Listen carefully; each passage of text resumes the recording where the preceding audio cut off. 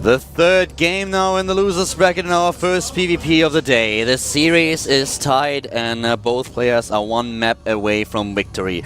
At the bottom left we have the Prime player who was just able to tie things up. His idea is CreatorPrime.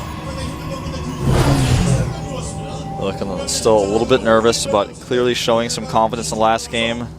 He handled things so well on Daybreak, really well done. His opponent with a lot of pressure, but Creator, he kept calm and he took the one chance he had and won the game. Starting to the top right though, in the blue, we have his opponent. Don't ask for sunshine because this is SK Telecom T1 Rain. His ID really consistent with the weather these days. It's been pretty rainy. Today rained on me just a little bit. I told it to go away and it listened to me. Wait another month or two and he'll call himself Jon Snow. Yeah, maybe so, man. I'm waiting still for that next season. Because I should begin to read. Because Wolf, winter is coming. Winter is coming, man. Winter's actually always coming if you think about it in one way. Because until the world ends, it will just consistently continue to return. Unless some sort of gravitational shift occurs in our Dark solar wings, system. dark words. Starting now to the bottom left, of course, Creator here. And he played really well in the last map, as already mentioned. Rain with a lot of pressure, forcing him to cancel his Nexus, and Creator falling back onto the one chance he had. He knew that his opponent's Nexus did not allow him to get an expansion himself, because he was already too far behind. And then he made this one base play work. And Rain a little bit too overeager. A few too many probes here. He could have used more units. Yeah. But in the end, that's of course always a bit of a judgment call. We had so many Protoss versus Protoss where the one player that was behind built the Nexus nonetheless. The opponent was playing a little bit too safe and then suddenly things were even again. Yeah. So that's always a decision you have to make. Rain took a little bit of gamble here, but Creator just walked over him because he had the better army and the stronger army. And right now we have once again, when it comes down to the gas, Creator a little bit ahead of his opponent with a much faster second gas than Rain does. Yeah, this is actually a really scary position for Rain now, because this map is a map where a tech like Blink is going to be, quite viable. And if he wants to go for a build like that against Creator, which I feel he does, having that gas from earlier would have been helpful. In this case, he actually also only has the one gateway. He does not make the second one, which is important because not only, of course, the 150 minerals for the first gate, but it also means that he will have the 50 extra gas from not making that Stalker, and that's why he has this super fast Twilight Council regardless of the slightly later gas.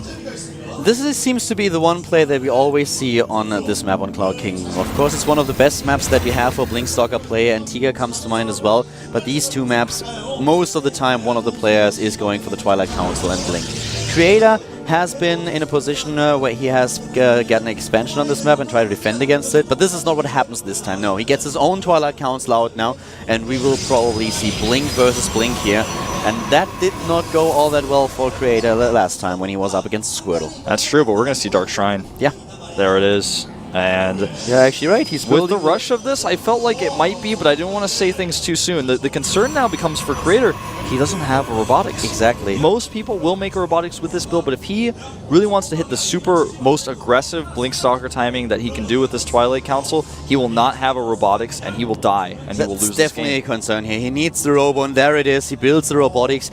The reason why most people try to get a robotics here is because you want to have the vision on the high ground in the main base so that you can use this ledge to your advantage. You want to blink into the main base and down, catch your opponent in a position where he can't defend against your aggression. So Creator is actually now in a situation where everything works out quite well for him. And he saw the probe too, man. That is so crucial. If he wants to, he can probably kill this pylon. If he sees it, that was so close. If he saw it, he could have killed it before it could warp in any units. But now I think he's got to know that DTs are coming his way. It would be a bit strange to have this pylon placement. Otherwise, he's actually got a forward pylon up on the middle of the map, and maybe he misread this. Maybe, he didn't see it. He selected the probe while it had vision, so it may have just been he clicked the hotkey for the probe and didn't actually see it. The big question now, of course, is, first of all, how many observers does Creator get, and what exactly does he do with those? Is he staying in the main base with the observers, or is he flying straight towards his opponent? And we have Rain with a follow-up. Rain goes for this Dark Templar expansion, and he has now Blink on his own. So this is going to be a very, very interesting opening. Here comes the Observer. He knows it. He rallies it, and the Stalker's coming back here. He won't be able to kill anything with this, and because of Blink, he will not be able to retreat either. Yeah. Bye, DTs. Adios, muchachos. Yeah. The one actually survives because this one Observer is too slow. Oh, wow.